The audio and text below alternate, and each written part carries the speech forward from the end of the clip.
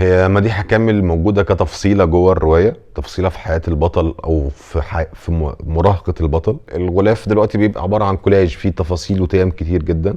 فكنت اقترحت على كريم ادم مصمم الغلاف انه خد الصوره دي بتاعت مديحه كامل. دورت يعني لحد ما لقيت صوره عجبتني، قلت له خد الصوره دي تفصيله من التفاصيل الكتير اللي انت هتعملها في الغلاف، انا عارف انت هتعمل ايه. فرجع لي بعد كام يوم قال لي لا مش هاخدها تفصيله، ده هي الغلاف، انا هشتغلها وانضفها واعمل لها الشغل بحيث ان هي تطلع يبقى هو ده الغلاف. ما اقتنعتش، قلت يعني ايه تبقى الصوره هي كلها الغلاف، ولا دي حاجه دمها تقيل، وركنت الفكره وابتديت ادور على غلاف تاني عند فنانين تانيين. وعملت فعلا حوالي 3 أغلفة وكانوا لطاف وكانوا جمال وكل حاجة، بس لقيت انه الغلاف بتاع مديحة كامل هو الفرد نفسه مش طالع من دماغي، والأغلفة التانية على جمالها انا مش يعني مش قادر اتجاوز غلاف مديحة كامل لحد ما هو فرض نفسه وبقى هو الاختيار اللي طلع للنور يعني.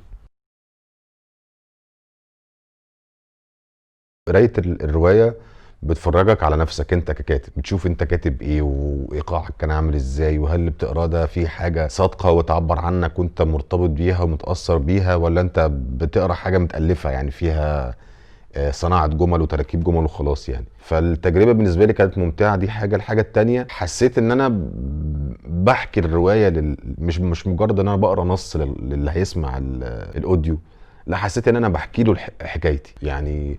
قريتها، المناطق اللي فيها زعيق زعقت، المناطق اللي فيها تمثيل مثلت، المناطق اللي فيها غنى غنيت، فاندمجت معاها. واعتقد الواحد لما بيعمل حاجه وهو مستمتع بيها وفي بينه وبينها علاقه حب، اعتقد ده بيوصل للمتلقي، هيوصل له يعني.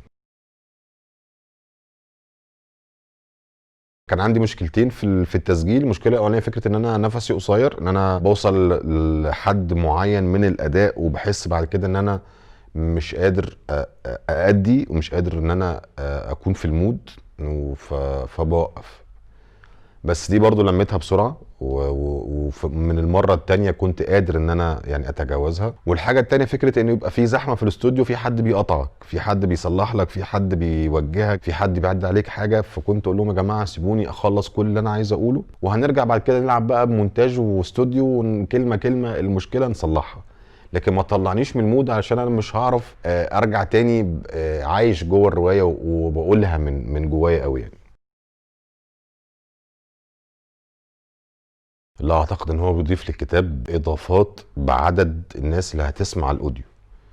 انت عارف دايما يتقال انه صورة الراديو احلى 100 مرة من صورة التلفزيون، وانك انت لما بتتفرج على حاجة بتشوف صورة واحدة، لما تقفل عينيك وبتسمع بتشوف 10,000 صورة يعني.